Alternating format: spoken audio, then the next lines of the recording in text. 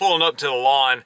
Had a homeowner call this morning. She got a letter from the HOA because her lawn was full of weeds. Now, I don't know if how much meddling HOA should be doing in the homeowner's lawn, but for me, being in a weed control and fertilization business, this is a helpful way for me to get business because the HOA wants their yards looking good. So anyway, it's a yard that's covered in weeds, cool season weeds, and I'm about to knock them out, and I'm going to show you the yard, show you the weeds, and I'm going to spray it, and it's going to make a gigantic difference. Today's video is sponsored by my friends at Graham Spray Equipment. The rig on the back of my truck was built by Graham Spray Equipment in Douglasville, Georgia. Check them out, grahamse.com.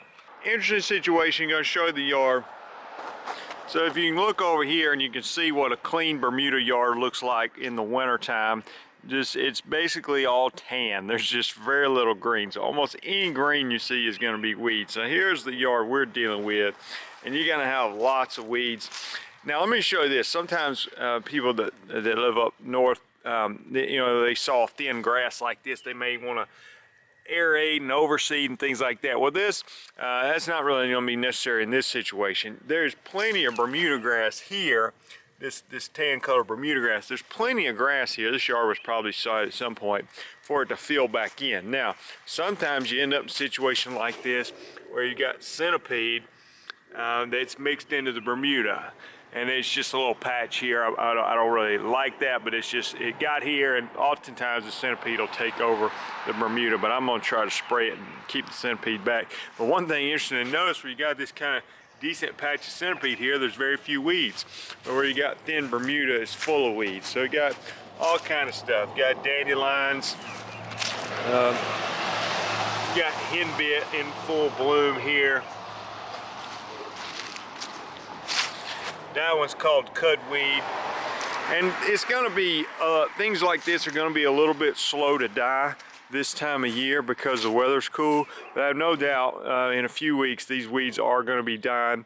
And what's gonna happen after this is we can start fertilizing the lawn and get it to fill back in. So the great thing is she called me in time. I can get my pre-emergent down. I'm using prodiamine, get it down before the crabgrass germinates. That's great because this particular yard, I would imagine, has had some crabgrass issues in the past, being real thin Bermuda. But I can get the pre-emergent down and then start fertilizing. This Bermuda will fill in.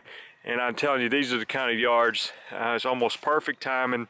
Gonna rain tomorrow, water in the pre-emergent. And I think this yard will be, I'm not saying perfect by the summer, but I think it will be remarkably improved by July, August. It's going to be remarkably improved in a few weeks as far as the weeds go. But by June, July, August, this Bermuda is going to take off, hopefully, as long as we get some decent rain this year. And I think this yard is going to bounce back real quick. Got a little, I think that's the lawn burrweed, one that gets stickers in your feet, walking barefooted. Now it'll be, I'm not sure if I can kill it fast enough before it makes the burrs or not. That will be something to look at. Got a little bit of Dallas grass here. I might try to spot treat that with some glyphosate to get rid of it. It's going to be a tough one to kill, but this is a good time to do that. So anyway, full of weeds. Let me spray the yard, and look forward to seeing what this yard looks like in the summer. As far as what I've got in the tank, I've got prodiamine in the tank. I've also got a 3-way herbicide called Triplet. That's going to help. The prodiamine is my pre-emergent. The Triplet is going to be a post-emergent. I've got atrazine in the tank, which is another post-emergent. And the yard the other day was full of ryegrass, and I had a bottle of negate sitting around. And negate is a good post-emergent for ryegrass and POA. So I dumped the bottle of negate in there. So there's some of that in the tank as well. It's going to help with the grassy weeds. Let's crank up the sprayer and get to spraying.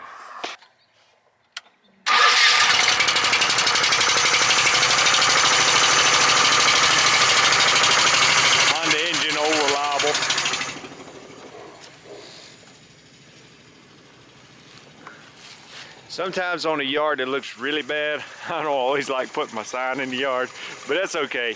I'm gonna transform this yard, and I'm gonna let the customer know that I've been here.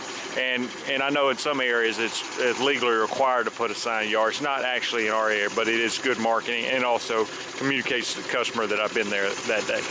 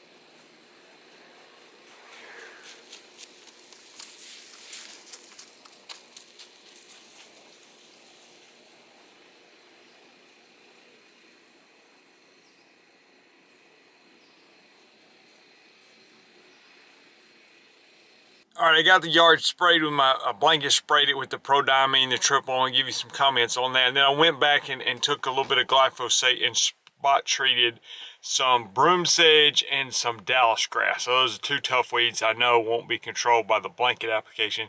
So, it is legal to spot treat or spray a dormant Bermuda yard with glyphosate. So that's what I did on those tough weeds. I didn't want to necessarily do that for the whole yard, though I could have, but just wanted to hit the tough weeds. So you may be a little intimidated thinking, Jason, why did you put so many chemicals in the tank? Well, I mean, you wouldn't normally have to. If I was spraying a yard that had a fall pre-emergent, it was not near as many weeds, I could have just used maybe, you know, what I'm normally using, prodiamine, triplet, and atrazine, but you could even go with less than that if you wanted to. The prodiamine is the main thing I'm trying to get ahead of the summer weeds with, my pre-emergent. But like I said, I ran into a yard the other day that was covered in cool season grasses, and I know the triplet and atrazine wasn't going to do a great job on that, so that's why I put the negate in there. And I can put some links in the description of these products, but the negate, because it was in the tank, I went ahead and just put the whole bottle in there, which covers an acre. So I ended up doing 3 or 4 yards with it. I knew it's not going to hurt a Bermuda or zoysia yard, so and in this situation, it's going to actually help, because it's going to help control some of those grassy weeds and probably some of the other tough weeds that I showed you.